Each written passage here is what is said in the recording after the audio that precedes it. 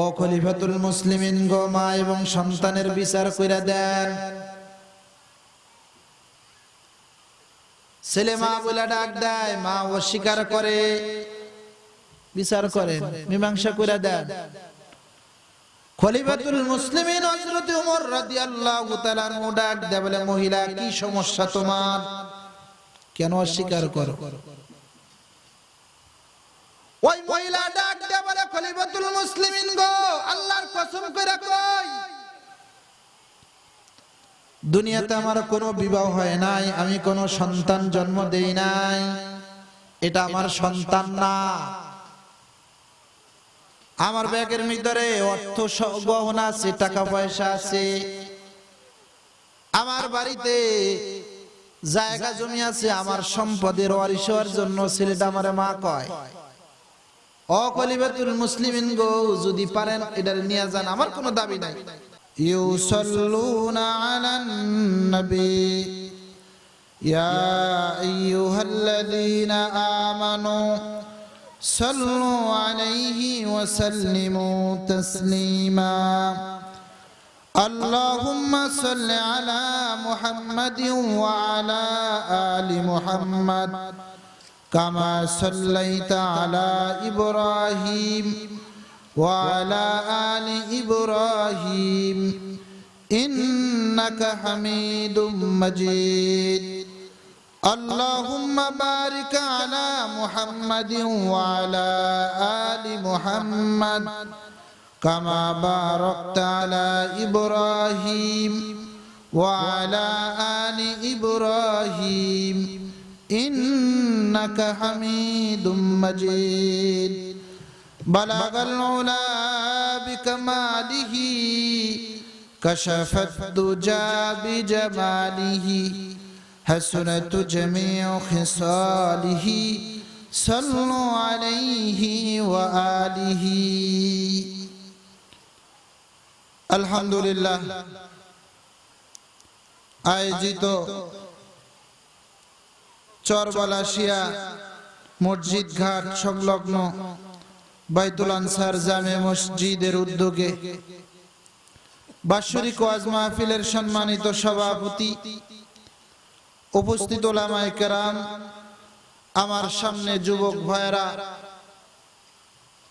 মুরব্বী বাবারা, যুবক ভাইরা, পর্দার অন্তরে আমার সম্মানিত মা ও বোনেরা, আল্লাহ পাক রব্বুল আলামিনের দরবারে লক্ষ কোটি শুকর যে আল্লাহ তাআলা আমাদেরকে কনকনা শীতের মধ্য দিয়ে, দুর্যোগপূর্ণ আবহাওয়ার ভিতর দিয়েও মসজিদ ময়দানে, বেহেশতের বাগানে, কোরআন হাদিসের মজমায় আল্লাহ তাআলা আসার বসার তৌফিক দান করেছেন। এই জন্য আল্লাহ পাক রব্বুল আলামিনের দরবারে আমরা লক্ষ কোটি শুকর গুজার করি, সবাই বলি আলহামদুলিল্লাহ। আরো শুকর গুজার করি যেই নবীকে সৃষ্টি করা না হইলে এই ভূমণ্ডল, নবমণ্ডল, সাত আসমান, জমি, পাহাড়, পর্বত, নদী, নালা, সিন্ধু, মহাসিন্ধু, আরশ, কুরসি, বেহেশত, দোজখ, নবী, রাসূল, পয়গম্বর কোনো কিছু আল্লাহ তাআলা সৃষ্টি করিতেন না। সেই নবীজির উম্মত হয়ে নবীজির শানে মহব্বতে আমরা শ্রেষ্ঠ দুরুদ ইব্রাহিম সমস্বরে পড়েছি। এই জন্য নবীর উম্মত হয়ে মুসলমানের আওয়াজ দিয়ে, মুসলমানের কণ্ঠ দিয়ে আমরা চিৎকার মেরে বলি আলহামদুলিল্লাহ। সম্মানিত হাজিরিন, যারা দাঁড়িয়ে আছেন, দূরে বসে আছেন, সবাই সামনে চলে আসেন। দেখছেন মিডিয়া আসছে, সারা বিশ্ব আপনাদের এই মাহফিলটা, এই আজকের ওয়াজটা ভাসবে, হাজার হাজার লক্ষ লক্ষ মানুষ দেখবে। আপনাদের ছেলেরা যারা বিদেশে আছে তারাও দেখতে পারবে মোবাইল দিয়ে যে মসজিদ মাদ্রাসা সংলগ্ন যে মাহফিল, এটা আমাদের মাহফিল হইছে গতকালকে পরশু, এটা দেখতে পারবে।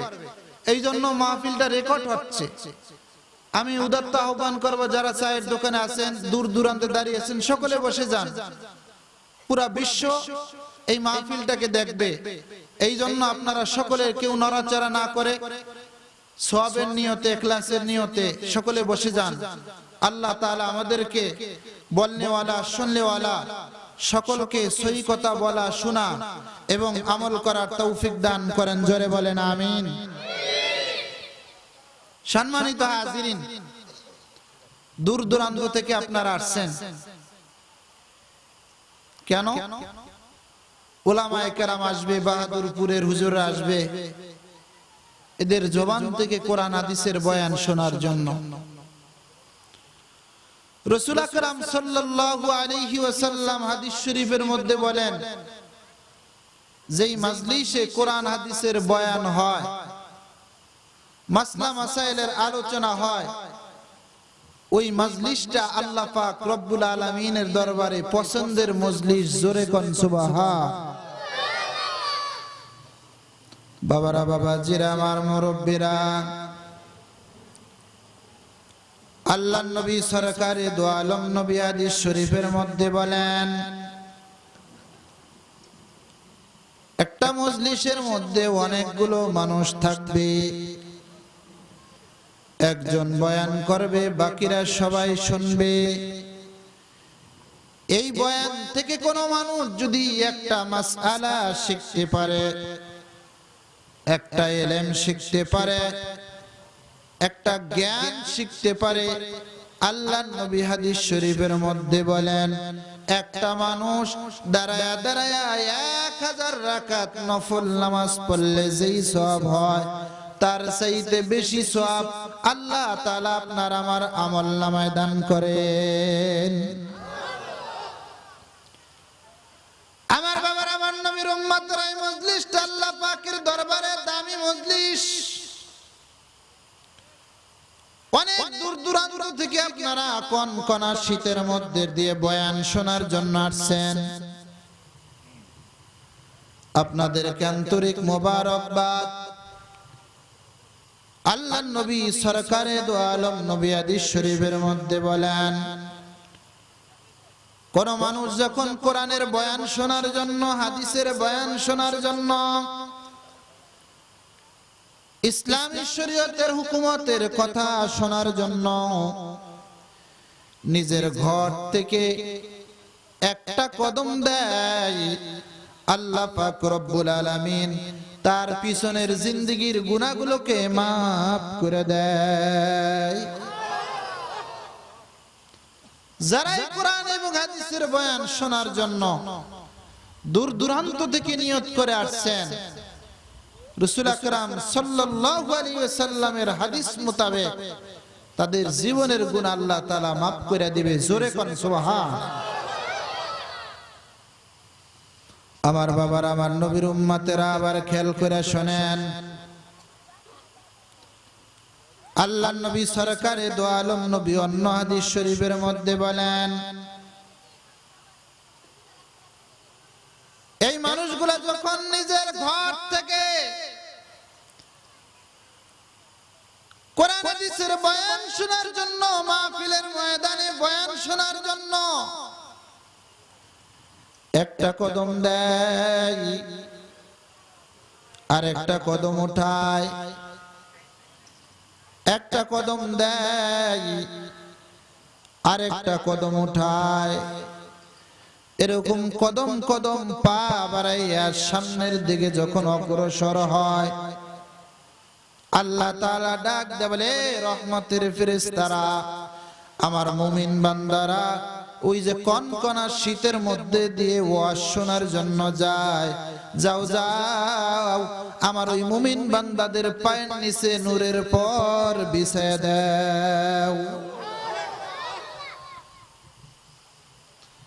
এই মুমিন বান্দারা যখন ইখলাসের সাথে নিয়ত করে ওয়াজ শোনার জন্য আসে, এদের পায়ের নিচে আল্লাহ পাকের রহমতের ফেরেশতারা নূরের পর বিছায়া দেয়। এই মাইকম্যান, তোমার মাইক আর আরো অ্যাঙ্গেল করো, এইদিকে অ্যাঙ্গেল করো। আমার বাবার, আমার নবীর উম্মতেরা খেয়াল করেন, আল্লাহ নবী সরকারে দো আলম নবী অন্য হাদিস শরীফের মধ্যে বলেন, এই মানুষগুলা যখন যেই রাস্তা দিয়ে আইটা মাহফিলের ময়দানের দিকে যায়, মাহফিলের যাওয়ার যেই রাস্তাটা দিয়া যায়, রাস্তার দুই ধারে যত কবরস্থান আছে, আল্লাহ পাকের বান্দারা রাস্তা দিয়া হাইটা হাইটা মাহফিলের ময়দানে যাওয়ার কারণে আল্লাহ পাক রব্বুল আলামিন ডাক দেয়, বলে আমার ফেরেশতারা রাস্তার দুই ধারে যে গোরস্থান আছে ওই গোরস্থানের কবরবাসীদের কবর আযাব মাফ করে দাও। যারা দূর দূরান্ত থেকে এই মসজিদ মাদ্রাসা ঘাটে মাহফিলে আসছেন, যে রাস্তাগুলো কারো বাবার কবরের পাশ দিয়ে হাইটা আসছেন, কারো বংশের আত্মীয় স্বজনদের কবরের পাশ দিয়ে আসছেন, রাসূলের হাদিস মোতাবেক আল্লাহ পাক রব্বুল আলামিন ওই কবরবাসীদের কবর আযাব আল্লাহ তাআলা মাফ করে দিবে। জোরে কোন সুবহানাল্লাহ। বাবারা, বাবাজিরা, দুনিয়ার জমিনটা থাকার জায়গা নয়। কোন নবী রাসূল পয়গম্বর দুনিয়ার জমিনের মধ্যে থাকতে পারে নাই। আপনার আমার নবী সরকারে দো আলম নবীও থাকতে পারে নাই। পারছে নাকি? কথা বলেন। হাজী শরীয়তুল্লাহ রহমাতুল্লাহ আলাইহি আল্লাহর ওলি ছিলেন, থাকতে পারছে নাকি? পীর বাদশা মিয়া রহমাতুল্লাহ আলাইহি আল্লাহর ওলি ছিলেন, থাকতে পারছে নাকি? আপনার আমার বাবা মা থাকতে পারছে নাকি? আপনি আমিও দুনিয়ার জমিনের মধ্যে থাকতে পারবো না। এমন একটা দিন আসবে আল্লাহ রাব্বুল আলামিন এই পৃথিবীটাকে ধ্বংস করার জন্য একজন ফেরেশতা নিযুক্ত করেছেন। সেই ফেরেশতার নাম হইল ইসরাফিল আলাইহিস সালাতু ওয়াস সালাম। জোরে কোন সুবহানাল্লাহ। সেই ফেরেশতার নাম কি? ইসরাফিল আলাইহিস সালাতু ওয়াস সালাম। কোন এক সময় মসজিদটা সনের ঘর ছিল, এরপরে টিনের ঘর ছিল, এখন বিল্ডিং হয়েছে। আমরা এখন ঢাকা যাইতে হইলে লঞ্চে যাই, ফেরিতে যাই। বাংলাদেশ সরকার পদ্মা সেতু নির্মাণ করছে 100 বছরের গ্যারান্টি দিয়ে, খুব মজবুত। মানুষ আরামে বসবাসের জন্য রাজপ্রাসাদ করে, বিল্ডিং করে, সুন্দর সুন্দর ঘর বাড়ি তৈরি করে। ঢাকা শহরে 20 তলা, 30 তলা, 40 তলা বিল্ডিং আছে না নাই? মক্কায় গেছি, গড়ি টাওয়ার বলে, আবার কেউ কেউ জমজম টাওয়ার বলে। 100 তলা। কয় তলা? জোরে কোন কয় তলা? 100 তলা বিল্ডিং করছে, টাওয়ার করছে। এর নাম হলো জমজম টাওয়ার, আবার কেউ বলে ঘড়ি টাওয়ার। কোনো কিছুই থাকবে না। আল্লাহ পাক রব্বুল আলামিন যখন হুকুম করবেন, ওয়ানুফিকা ফিস সূরি ফাসাইকা মান ফিস সামাওয়াতি ওয়া মান ফিল আরদ। আল্লাহ রাব্বুল আলামিন যখন হুকুম করবেন, ইসরাফিল বাঁশি বাজায় দাও। আল্লাহর হুকুম ইসরাফিল আলাইহিস সালাতু ওয়াস সালাম যখন সিংহায় ফু দিবেন, দুনিয়ার জমিনটা চূর্ণ বিচূর্ণ হয়ে যাবে, ধূলিসাৎ হয়ে যাবে। পাহাড়গুলো সব সমুদ্রের ঢেউর মতো হয়ে যাবে। 100 তলা বিল্ডিংটা ধুইসা পড়ে যাবে। পদ্মা সেতুর রাস্তা দিয়া গাড়ি নিয়ে চললে দেখা যায় পরিবহনের পিছনে ধুলাবালি উঠতে থাকে।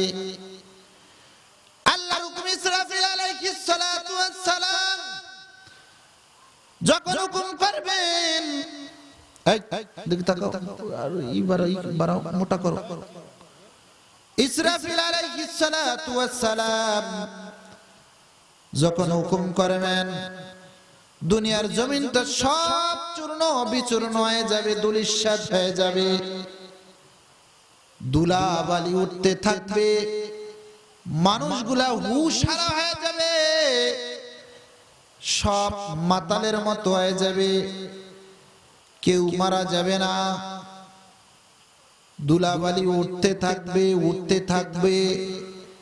আবার আল্লাহ রব্বুল আলামিন যখন হুকুম করবেন ইসরাফিল দ্বিতীয়বার বাঁশি বাজায় দাও, আল্লাহর হুকুম ইসরাফিল আলাইহিস সালাতু ওয়াস সালাম যখন দ্বিতীয়বার সিংহায় ফু দিবেন, সমস্ত প্রাণী সমস্ত মাখলুক দুনিয়ার জমিন থেকে ইন্তেকাল হয়ে যাবে। আবার আল্লাহ রাব্বুল আলামিন যখন তৃতীয়বার সিংহায় ফু দেওয়ার জন্য নির্দেশ করবেন ইসরাফিল তৃতীয়বার বাঁশি বাজায় দাও,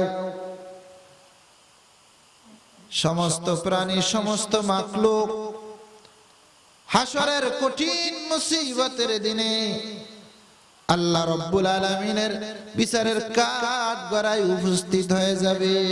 জোরে কোন সুবহানাল্লাহ। বলবেন হুজুর ইসরাফিল তো একজন ফেরেশতা, তার বাঁশির মধ্যে কেমনে তিনটা তাসির থাকতে পারে? স্বাভাবিক একটু চিন্তা করেন, হেলিকপ্টার আমাদের গাছের উপর দিয়ে গেলে গাছ ভেঙে যায় না?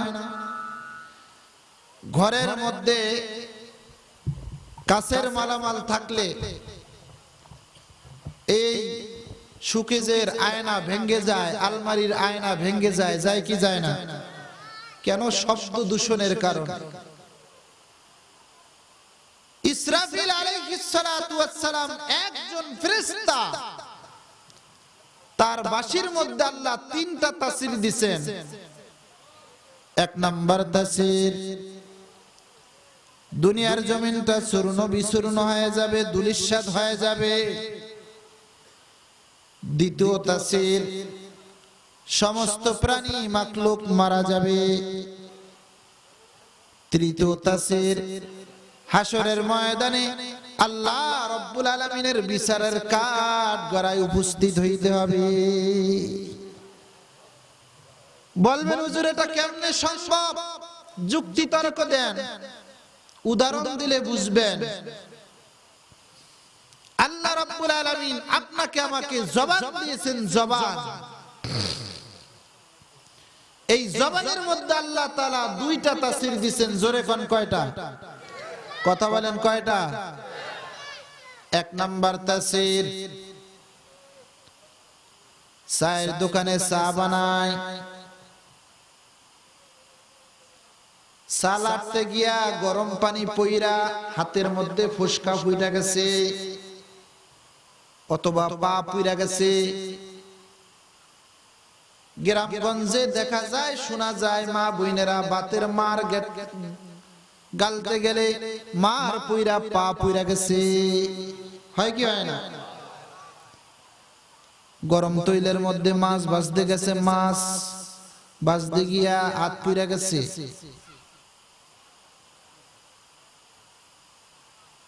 আপনার আমার শরীরের কোন অংশ যখন পুড়ে যায়,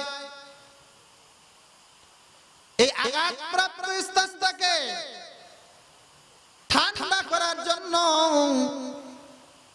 আপনার আমার মুখের থেকে যখন ফু দেই, এই ফুর বাতাসটা কি ঠান্ডা না গরম? জোরে কোন। মনে করেন হাত পুড়ে গেছে, হাত জ্বলায়, এখন এই মুখের থেকে ফু দিলে কি আরাম লাগে না? এই বাতাসটা কি গরম না ঠান্ডা? জোরে কোন। দুই নাম্বার তাসির, বৃষ্টি ভেজা রাত্রে আপনারা ওয়াজ শুনতে আসছেন, মুনাজাত দিয়া বাড়িতে যাইতে যাইতে 12টা 1টা বাজবে।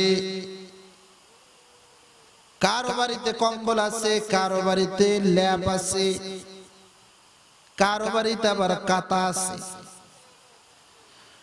এই কনকনা শীতের মধ্যে ওয়াজ শুনি না, শরীরটা ঠান্ডা হয়ে যাবে।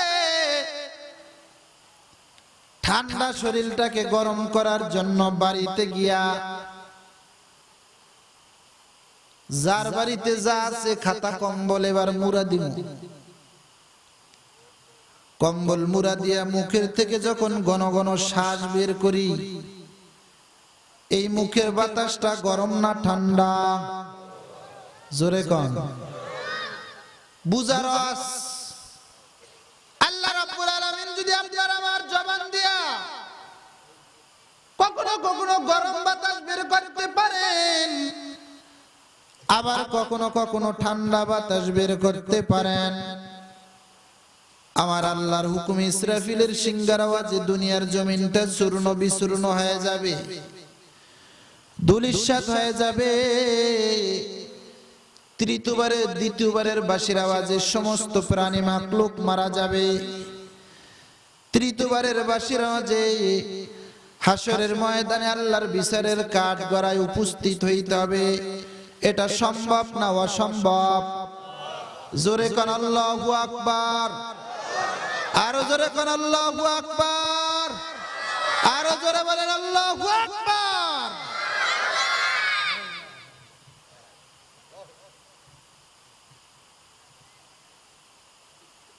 আরেকটু ক্লিয়ার বুঝবেন, আপনার আমার নবী রাস্তা দিয়ে হাইটা যায়,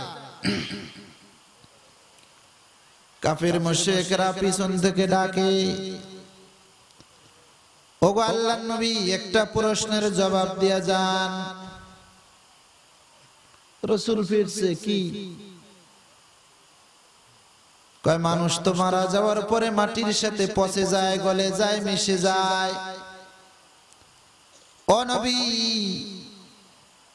1 মাস পর কবর খোদাই করলে গোশত পাওয়া যায় না, 1 বছর পর কবর খোদাই করলে আড্ডি পাওয়া যায় না। যেই মানুষগুলা শত শত বছর পূর্বে মারা গেছে,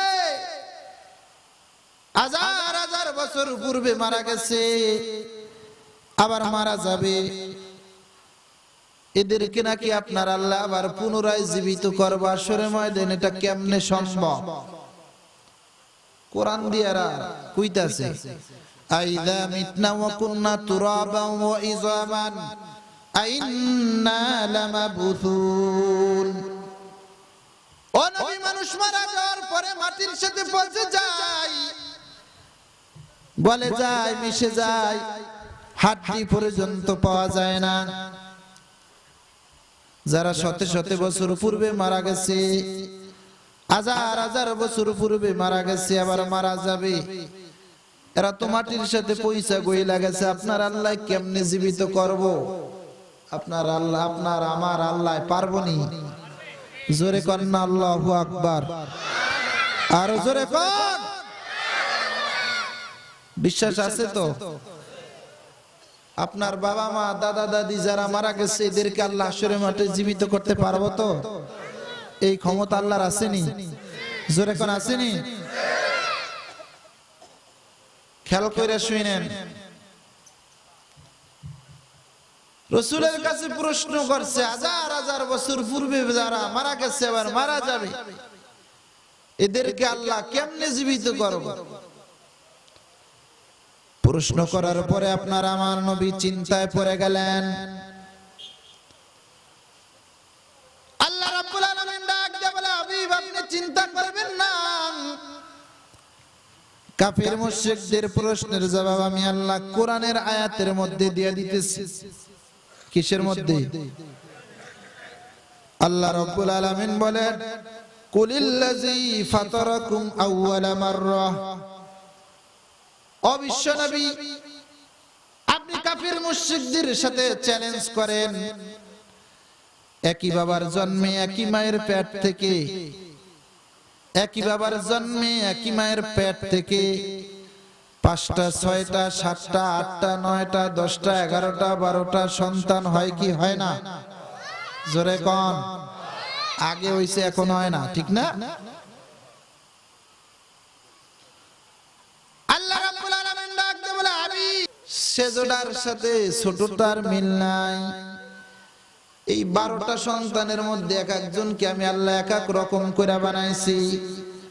ও হাবিব, শুধু 11 জন আর 12 জন নয়, এই দুনিয়ার জমিনের মধ্যে আমি আল্লাহ অসংখ্য মানুষ বানাইছি। একজন দুইজন না, শতে শতে না, লক্ষ লক্ষ না, কোটি কোটি, তার চাইতো বেশি। কাউকে একরকম করে বানাই নাই, আমি আল্লাহ এক একজনকে এক এক রকম করে বানাইছি। কাউকে লম্বা বানাইছি, কাউকে খাটো, কাউকে মোটা, কাউকে চিকন, কাউকে 2টা চোখ দিছি, একটার মধ্যে পাওয়ার দিছি আর একটার মধ্যে দেই নাই। কাউকে নাক দিছি, ছিদ্র একটা বন্ধ কইরা দিছি আর একটার মধ্যে দিছি পাওয়ার। কাউকে মুখ দিছি, কিন্তু মুখ আবার বেকা কইরা দিছি। কাউকে চোখ 2টা দিছি, একটার মধ্যে পাওয়ার দেই নাই। কাউকে 2টা চোখের মধ্যে পাওয়ার দিছি, আবার কাউরে 2টার মধ্যে একটারও দেই নাই। আমি আল্লাহ অসংখ্য মানুষকে এক একজনকে এক এক রকম কইরা বানাইছি। হাবিব, আপনি কাফির মুশরিকদেরকে বলে দেন যে আল্লাহ অসংখ্য মানুষকে, দুনিয়ার জমিনকে এক একজনকে এক এক রকম কইরা বানাইতে পারছে, সে আল্লাহর পক্ষে হাশরের ময়দানে দ্বিতীয়বার আবার পুনরায় জীবিত করা অসম্ভবের কিছু নাই। জোরে করে আল্লাহু আকবার, আর জোরে করে আল্লাহু আকবার। আসেনি আল্লাহর পক্ষে অসম্ভবের কিছু আছে নাকি?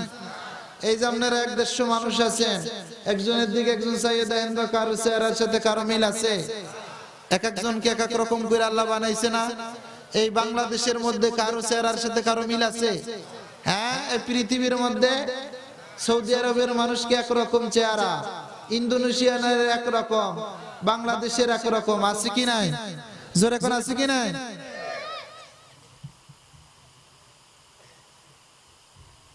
আরেকটু ক্লিয়ার বুঝবেন,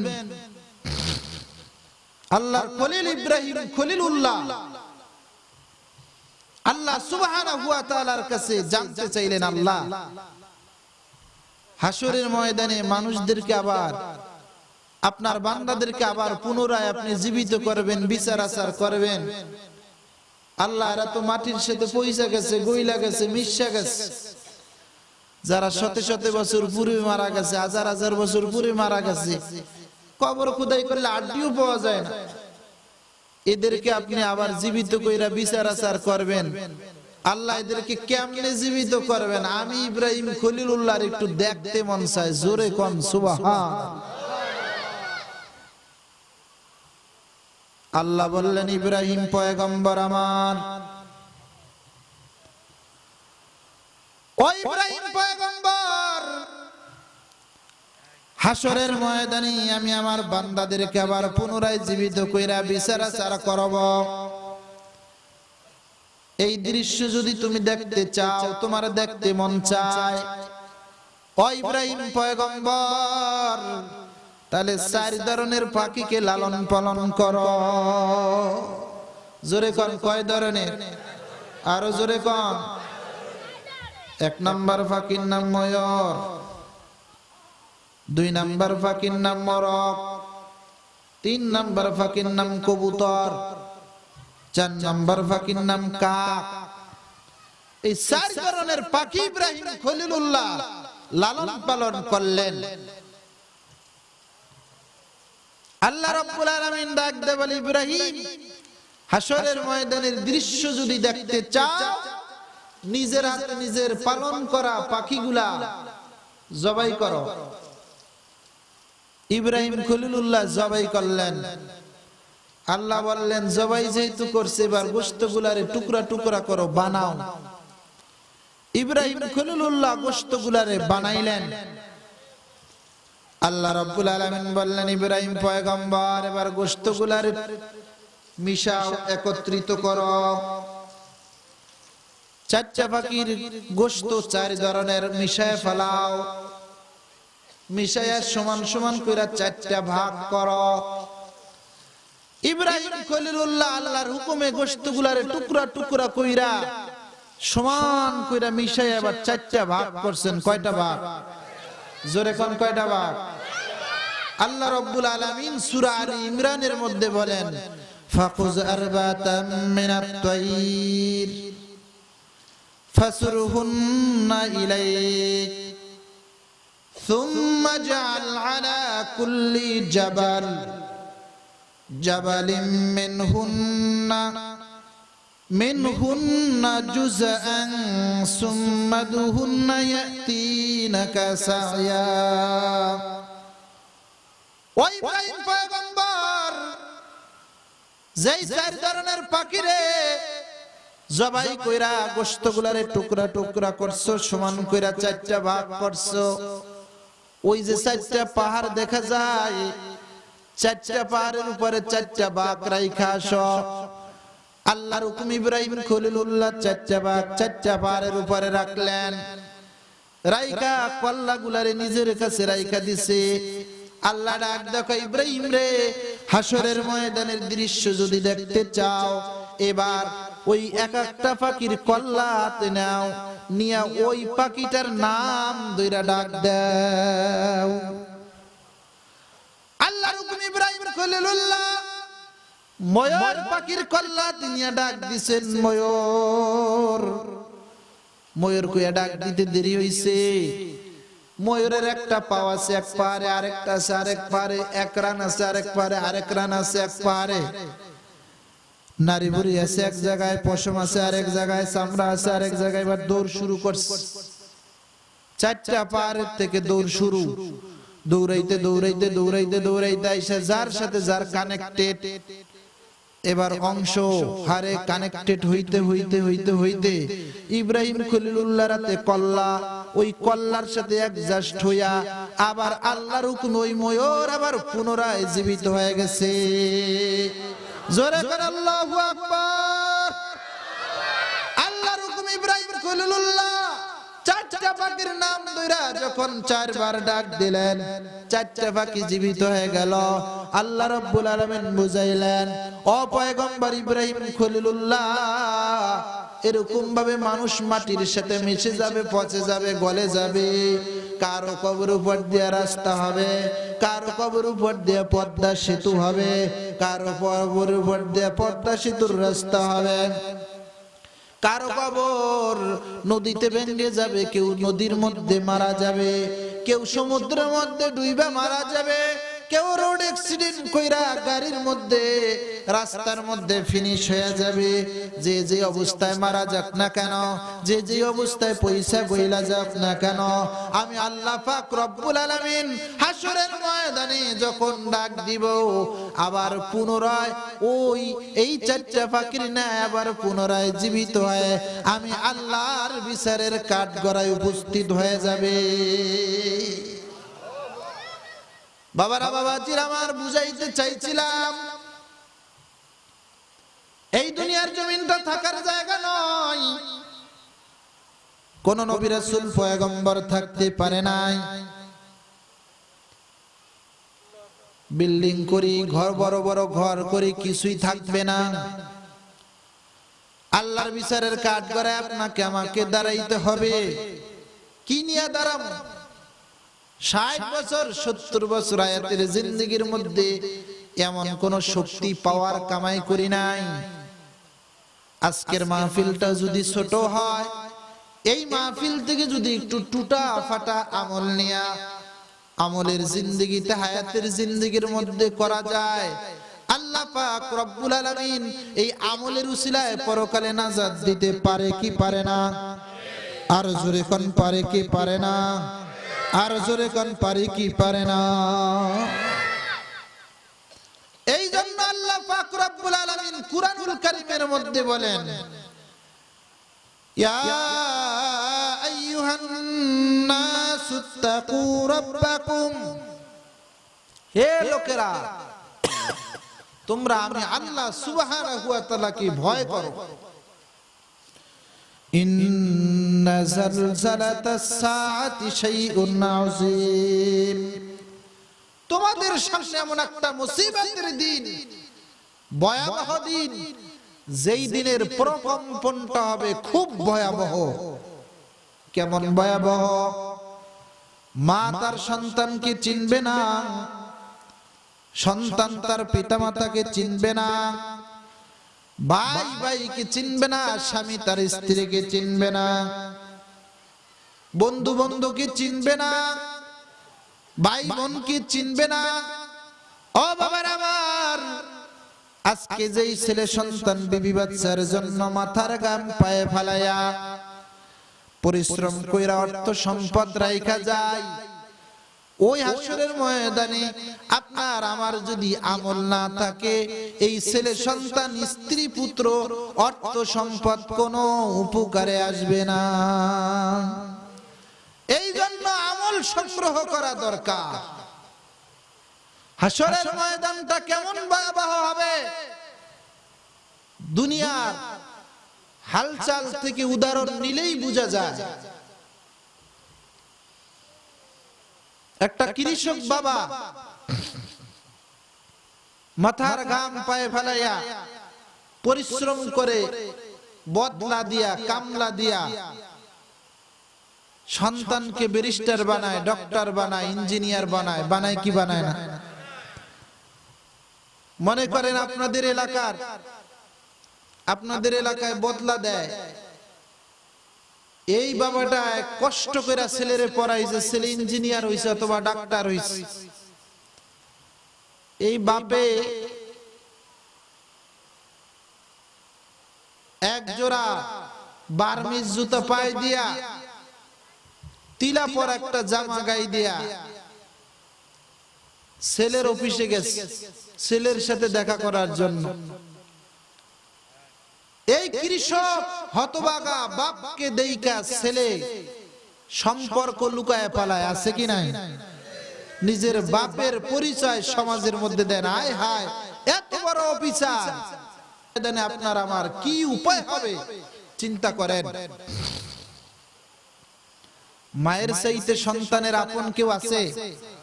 জোরে কোন। বাপ মারা যায়,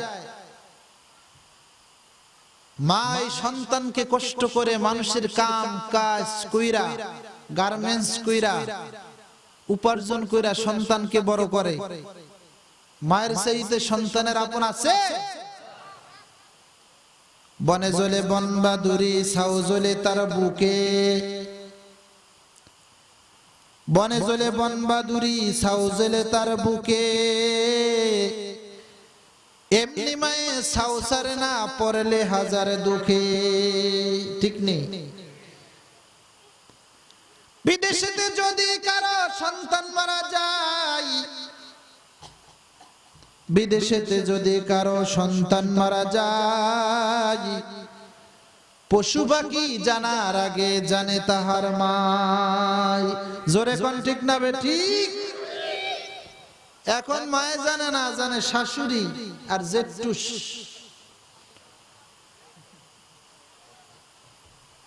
ছেলে বিদেশ যায়, অ্যাকাউন্টের মালিক বউ হয় না, জেঠুস হয়, জেঠুস। জ্যেষ্ঠানের অনুমতি নিয়ে বাপ মার ঈদের পোশাক দেয়। তাহলে আপনার মধ্যে, কামকের মধ্যে আছে, আমার বন্ধু বান্ধবের মধ্যে আছে। বুঝাইতে চাইছিলাম, সন্তানের জন্য মায়ের চাইতে দুনিয়াতে আপন আর কেউ হইতে পারে? এ মাও কোন সময় সন্তানকে দুনিয়াতে পরিচয় দেয় না, লুকায় ফেলায়, মিথ্যার আশ্রয় নেয়।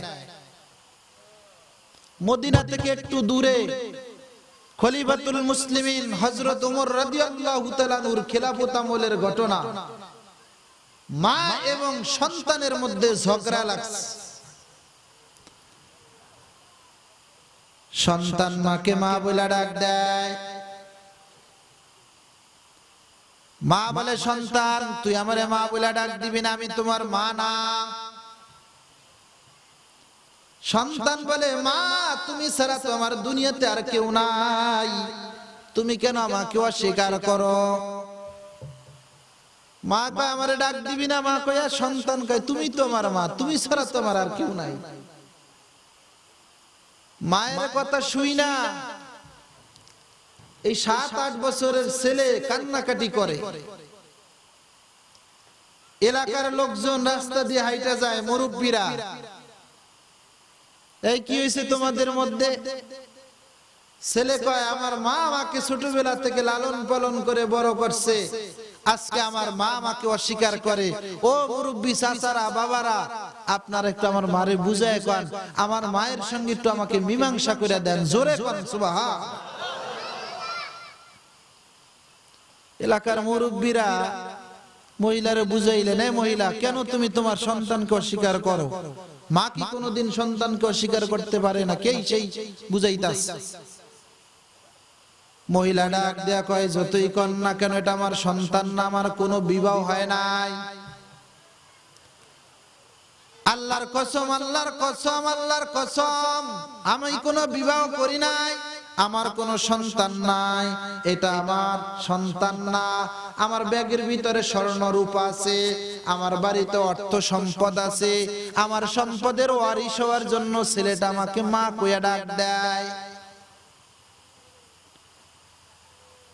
এলাকার মুরব্বীরা ছেলেরে বুঝাইলেন, ছেলে কয় না, মা ছাড়া আমার আর কেউ নাই, আপনাকে পায়ে ধরি, মায়ের সঙ্গে আমার একটু মিল করে দেন, নাহলে আমি কই থাকবো, কে আমার লেখাপড়া শিখাব? এলাকার মুরব্বীরা মহিলারে বুঝাইলেন, মহিলা মানে না। মা ছেলেরে ধইরা নিয়ে গেলেন খলিফাতুল মুসলিমিন হযরতে ওমর রাদিয়াল্লাহু তাআলা আনহুর দরবারে। ও খলিফাতুল মুসলিমিন গো, মা এবং সন্তানের বিচার কইরা দেন।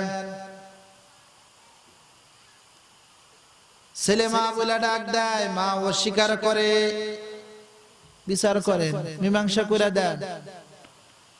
খলিফাতুল মুসলিমিন হযরত ওমর রাদিয়াল্লাহু তাআলা আনহু ডাক দেয়, বলে মহিলা কি সমস্যা তোমার, কেন অস্বীকার করো? ওই মহিলা ডাক দেয় বলে, খলিফাতুল মুসলিমিন গো, আল্লাহর কসম কইরা কই,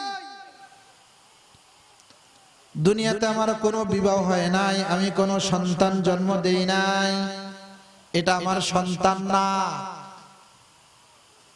আমার ব্যাগের ভিতরে অর্থ গহনা আছে, টাকা পয়সা আছে, আমার বাড়িতে জায়গা জমি আছে, আমার সম্পদের ওয়ারিশ হওয়ার জন্য ছেলেটা আমারে মা কয়।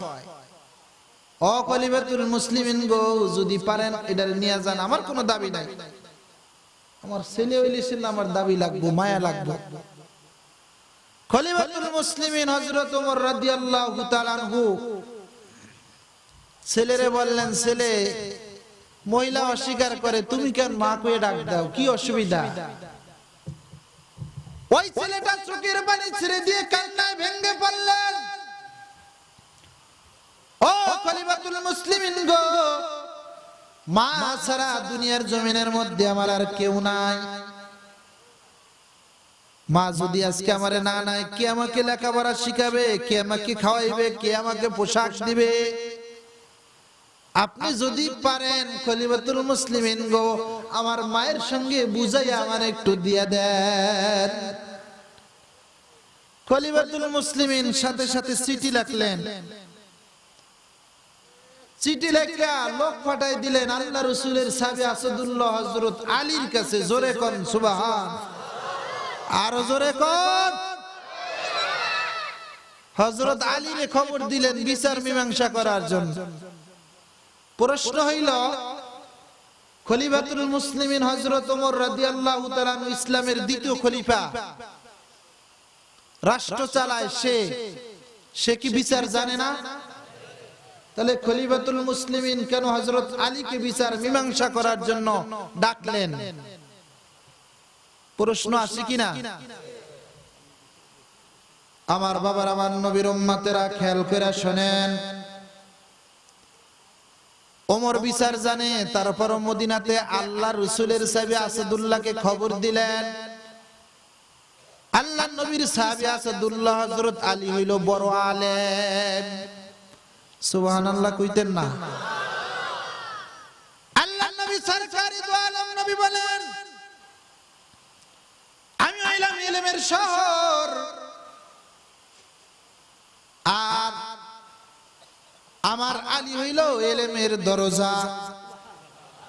সাহাবীরা, আমি নবীর পরে ইলমের দিক থেকে বড় আলেম হইল আমার সাহাবী আসাদুল্লাহ হযরত আলী। জোরে বলেন সুবহানাল্লাহ। বর্তমান সমাজে আলেমদের কোনো ইজ্জত নাই, সম্মান নাই। বর্তমান সমাজে আলেমদেরকে আমরা ইজ্জত করি না। এই আলেমদেরকে ডাকি শুধু বিয়ার সময় আর জানাজা দিতে। জোরে কোন ঠিক না বেটি? আগেরকার দিনে মুন্সি মৌলভী মসজিদে থাকলে মা চাচিরা পিঠা বানাইলে, ভালো রান্না করলে মুন্সি মৌলভীর জন্য পাঠাই দিতেন। আর এখনকার যুগে মুন্সি মৌলভী করে পান্তা ভাত আর বাসি তরকারি ফ্রিজে রাখা, এটা খাওয়ায়। বিশ্বাস করেন আর না করেন, আমি কিন্তু ওই কন্ট্রাক্টদারি আর হেল্পারি কইরা, ড্রাইভারি কইরা এখন এই যে কন্ট্রাক্টদার হইছি। ছোটবেলা থেকে বাপের অর্থ সম্পদ ছিল না, 350 টাকা বেতন থেকে শুরু করে 10,000 টাকা পর্যন্ত ইমামতি কইরা এরবার আসছি ওয়াজের ময়দানে। আলেমদেরকে আমরা ইজ্জত করতে চাই না। আগেরকার ছেলে মেয়ে হইলে মুরব্বীরা পাঠাই দিত, হুজুরের কাছ থেকে নিয়ে যা, ভালো একটা নাম রাখান। এখন আর আমরা হুজুর মৌলভীর কাছে যাই না। প্রাইমারির হেডমাস্টার হইলো মালায়ন, ওই মালায়নের কাছে কয় একটা নাম রাইখে দেন। মালায়ন রাইখে দেয় পলাশ, তুষার, স্বপন, আছে কি নাই, সুজন, সব হিন্দুদের নাম। মুন্সি মৌলভীর কোন দাম নাই। আমার বাবার, আমার নবীর উম্মতেরা খেয়াল কইরা শুনেন। অথচ আল্লাহর নবী হাসরের রাসূল সাল্লাল্লাহু আলাইহি ওয়াসাল্লাম হাদিসের মধ্যে বলেন, ইয়াশফাউ ইয়াউমাল কিয়ামাতি আল আমবিয়া ওয়াল উলামা সুম্মা শুহাদা। জোরে কোন সুবহান। নবীরা যেরকম সুপারিশ কইরা তাদের উম্মতদেরকে জান্নাতে নিবে, শহীদেরা যেরকম সুপারিশ কইরা, এদিকে তাকান সবাই, সুপারিশ কইরা জান্নাতে নিবে, আল্লাহ তাআলা হাশরের ময়দানে আলেমদেরকে একটা পাওয়ার দিবেন। জোরে কোন না সুবহানাল্লাহ। ও মসজিদের ইমাম সাহেব, কষ্ট কইরা ইমামতি করছো, না খায়া থাকছো, যারা যারা তোমার সাথে মহব্বত রাখছে, ভালোবাসা রাখছে, যেই মহিলা ভালো খাবার পাঠাইছে, যারা সালাম কালাম দিত, ইজ্জত করত, সম্মান করত, যাদের সাথে মহব্বত ছিল, যাও আমি আল্লাহ তাআলা আলেম হিসেবে আজকে পাওয়ার দিলাম, তাদেরকে খুঁজা খুঁজা সুপারিশ কইরা কইরা জান্নাতের মধ্যে ঢুকাও। জোরে কোন সুবহান। আরো জোরে কোন। আলেমদেরকে পাওয়ার দিবে জান্নাতে যাওয়ার আশায়, পরকালে নাজাত পাওয়ার আশায়, সুপারিশ পাওয়ার আশায় আলেমদের সাথে ভালো ব্যবহার করা যাবে তো? জোরে কোন যাবে তো? একজন আলেম 10 জন মানুষকে সুপারিশ কইরা জান্নাতে নেবে।